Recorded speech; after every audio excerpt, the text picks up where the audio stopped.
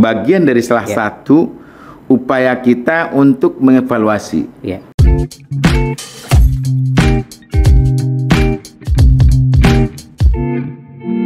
Assalamualaikum warahmatullahi wabarakatuh. Waalaikumsalam warahmatullahi wabarakatuh. Dunsana Ombudsman, pasti semua Dunsana terkejut. Siapa yang hadir di kantor kita? Yang hadir adalah Bapak Bupati Padang Pariaman, Bapak Suhatribur. Saya kadang-kadang memanggilnya Dace. Terima kasih Pak Bupati sudah hadir di podcast kami yang kami sebut dengan Sang Pelayan. Jadi sang pelayan pertama yang berkunjung atau hadir di podcast ini adalah Pak Bupati Padang Pariaman. Baru saja menerima predikat penghargaan dari Ombudsman atas capaian pemenuhan standar layanan publik dengan predikat hijau. Kita ucapkan selamat dulu. Selamat. Saya pertanyaan cepat-cepat saja nih, Pak Bupati.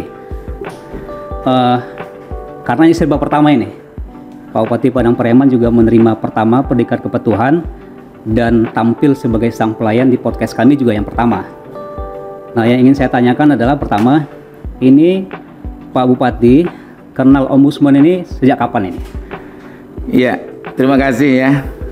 Ini Pak Adel Waidi nih, nggak asing lagi bagi saya.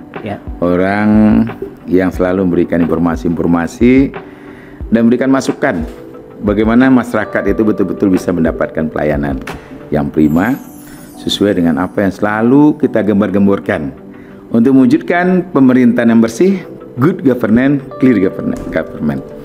Jadi oleh sebab itu, bicara persoalan Ombudsman, nah ini saya betul-betul berkesan dengan Ombudsman ini. Saya masih ingat ketika Pak B.J. Habibie memulai bagaimana bisa memberikan pelayanan yang prima untuk masyarakat itu sudah sangat lama itu. Wacana-wacana, kemudian ditindaklanjuti oleh Bapak Presiden kita yang keempat ini, nggak salah ini. Yang keempat ya, Pak Gus Dur. Walaupun priorisasinya mungkin yang entah berapa, tapi yang jelas secara fisiknya adalah Presiden kita yang keempat, Bapak Abdurrahman Wahid. Di bulan Maret itu secara nyata mengatakan dan sudah membentuk yang namanya Komisi Ombudsman Nasional. Komisi Ombudsman Nasional. Nah, ini saya masih ingat. Dan bahkan juga saya bercita-cita juga dulu menjadi seorang komisi 2009. Di Ombudsman ini. Jadi bukan ingin menyaingi ini nih, bukan ini Ibu Ketua Ibu Yefri ya, Yefri Riani ya. Tapi memang saya khawatir yang mendengar nanti pimpinan di pusat. Karena kan berarti jabatannya ada di pusat. Nah, yang kedua Pak Bupati, ini kesannya terhadap Ombudsman Sumbar. Apa yang paling berkesan gitu? Saya jujur saja. Udah lama ini. Saya udah kenal lama juga dengan personil Ombudsman, termasuk sebelum Pak Adel ini jadi PJ ya. PLT Kepala Ombudsman Sumatera Barat, Provinsi Sumatera Barat. Sebelum Ibu Yefri Riani masuk ini. Di dalam hal itu ternyata Ombudsman ini sangat berperan sekali membantu masyarakat dan sekaligus menjadi mediasi antara pemerintah dengan masyarakat dalam rangka memberikan pelayanan. Dan yang sangat luar biasa itu, saya masih ingat kata-kata beliau, tidak ada tempat pelayanan itu yang hanya itu icak-icakan, asal-asalan. Ada pintu layanan. Ada pintu layanan yang ditopang dengan kayu. Nah, ini orang untuk minta pelayanan mobil khusus bidang BPJS, rekomendasi BPJS intinya adalah untuk pengobatan. Ternyata apa yang terjadi kalau ada yang jahat, topang kayu diangkat, bisa jatuh, petaka bertambah. Yang ngurus jadi masuk rumah sakit juga. Padahal BPJS baru diurus. Nah, saya tahu waktu itu Pak Bupati langsung memindahkan salah seorang kepala dinas yang masih sangat progresif, muda, untuk membenahi itu semua. Dan alhamdulillah itu sudah dibenahi. Urus yang bersangkutan dan sekarang ya kalaupun tidak terlalu baik, yang penting udah baik, udah betul-betul bisa dirasakan. Kami juga mencatat dengan baik waktu itu karena saya diinfokan bahwa itu kepala dinas dari perizinan dipindahkan ke sosial hanya untuk memperbaiki catatan-catatan yang disampaikan oleh Ombudsman Sumbar. Nah, sekarang Pak Bupati, ada capaian yang baik yang dicapai oleh Padang Pariaman. Tadinya rapornya kuning ini. Di angka 75. Naik 3 angka, hampir 3 angka ke angka 78 dengan capaian hijau. Iya. Nah, ini dalam rentang 1 tahun terakhir ini, kira-kira apa yang Pak Bupati lakukan? Apakah kepala OPD ini semuanya di PCA gitu, supaya dia bisa bekerja lebih cepat gitu, atau gimana? Ya, yang pertama kita di Padang Pariaman, mobil khusus Bupati dengan semua kepala OPD, termasuk sampai ke tingkat kecamatan, camat, itu selalu kita mendengung-dengungkan, dan tidak hanya didengungkan tapi melaksanakan, bahwa kita ini pemimpin bukan untuk dilayani masyarakat, tapi bagaimana menjadi pelayan masyarakat, pelayan masyarakat, dan itu tidak mengedepankan ego masing-masing. Kita berkolaborasi sehingga masyarakat betul-betul bisa mendapatkan pelayanan. Oleh sebab itu kita selalu untuk melaksanakan rapat evaluasi, karena bagaimanapun nilai ini bagian dari salah satu upaya kita untuk mengevaluasi. Walaupun ini target kita bukan hanya nilai saja, tapi target kita adalah bagaimana masyarakat mendapatkan pelayanan yang betul-betul prima, betul-betul yang diinginkan oleh masyarakat, sesuai dengan regulasi dan sesuai dengan standar operasional prosedur yang kita tetapkan di masing-masing OPD.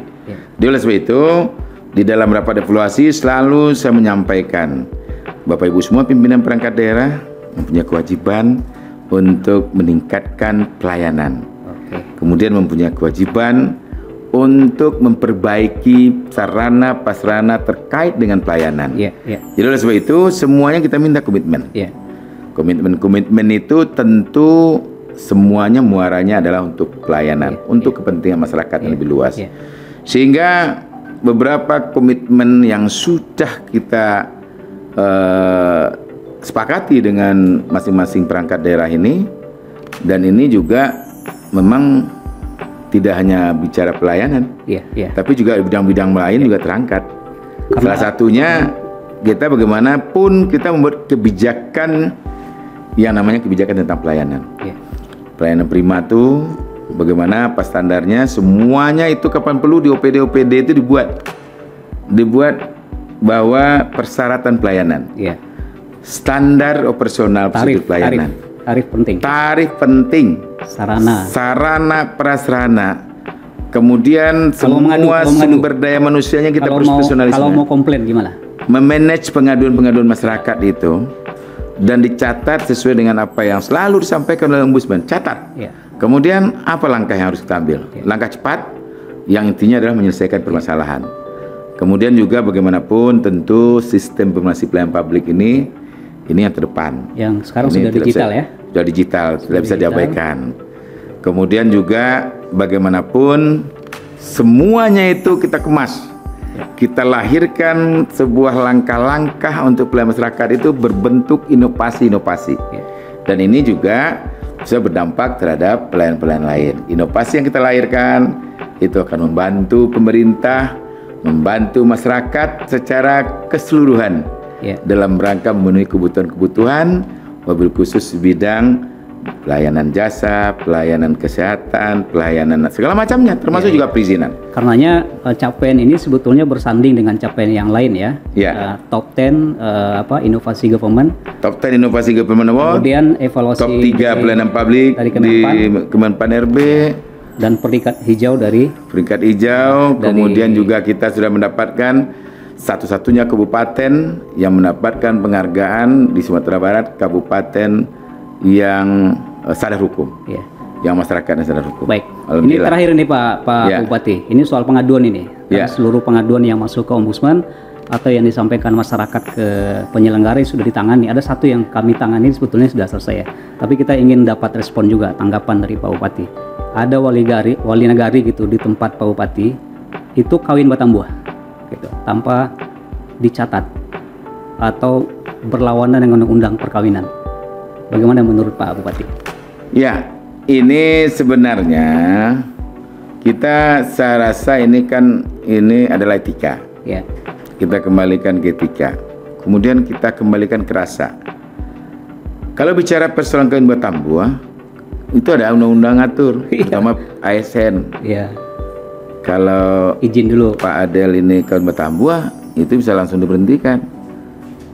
Kemudian juga apalagi dengan sistem yang tidak diketahui oleh semua pihak. Namun demikian, dia memang siri, Pak. Bicara persoalan ini, memang dia sudah nikah siri, dia suka sama suka, istrinya tidak ada persoalan, tidak ada regulasi untuk mecat dia, aturannya pun diserahkan ke Badan Musyawarah Negarinya, Bamusnya. Nah, itu baru kita sikapi. Namun demikian, sepanjang dia suka sama suka, kemudian istri pertamanya pun tidak melarang, dan bupati didesak untuk memberhentikan, saya sampai saat ini masih mencari-cari undang-undangnya, aturannya. Nanti kalau saya berhentikan dengan membabi buta, nanti kita akan berhadapan juga dengan penegak hukum. Setidak-tidaknya pasti membetul kita. Jadi oleh sebab itu, tetap kita berpijak pada regulasi, pada aturan undang-undang. Sudah ada pembinaan ataupun peringatan yang disampaikan oleh Pak Bupati. Saya dapat info itu dari Dinas Pemberdayaan Masyarakat terhadap wali negari. Ya, sudah ini kita turunkan. Apalagi kita juga sudah dipanggil juga oleh Ombudsman ini. Karena pengaduan ke Ombudsman menanggapi. Baik, Dunsana, saya sengaja menanyakan yang terakhir itu ya, karena mungkin ini sesuatu yang unik terjadi, dan sebetulnya pengaduan seperti ini nggak di sini saja, nggak di Padang Pariaman saja, ada juga di tempat lain. Tapi yang paling penting adalah Pak Bupati sudah memberikan perhatian, dan terakhir sudah dilakukan kalau di kami ini kan jangan sampai, kalau istilah Minang itu kami cuma malaluan air banda. Kalau air bandanya udah sampang, kemudian kami masuk, kemudian airnya sudah mengalir, kami selesai, gitu ya. Seperti polongan ya? Polongan. Birokrasinya jangan sampai tersumbat. Bola jangan sampai mati di tangan Pak Bupati, kira begitu kan? Nah, itu sudah jalan, sudah ada peringatan dan sudah teguran. Dunsana, waktu ini memang singkat sekali untuk kita berdiskusi dengan sang pelayan kita dari Kabupaten Padang Pariaman, Pak Bupati, Pak Swatribur. Mudah-mudahan ada waktu yang lain, karena saya tahu Pak Bupati sedang sibuk masih menangani bencana yang menimpa kemarin di Padang Pariaman. Oleh karena itu kami dari Ombudsman ikut prihatin, dan mudah-mudahan kita semua, terutama Pak Bupati, bisa menangani masalah ini semua. Dan tadi disampaikan kami semuanya on the track dalam penanganan bencana yang sedang menimpa kita. Tepuk tangan untuk tamu kita, sang pelayan dari Kabupaten Padang Pariaman. Saya tutup dengan mengucapkan alhamdulillah. Sampai jumpa di podcast kita sang pelayan berikutnya. Assalamualaikum warahmatullahi wabarakatuh. Terima kasih. Waalaikumsalam warahmatullahi wabarakatuh.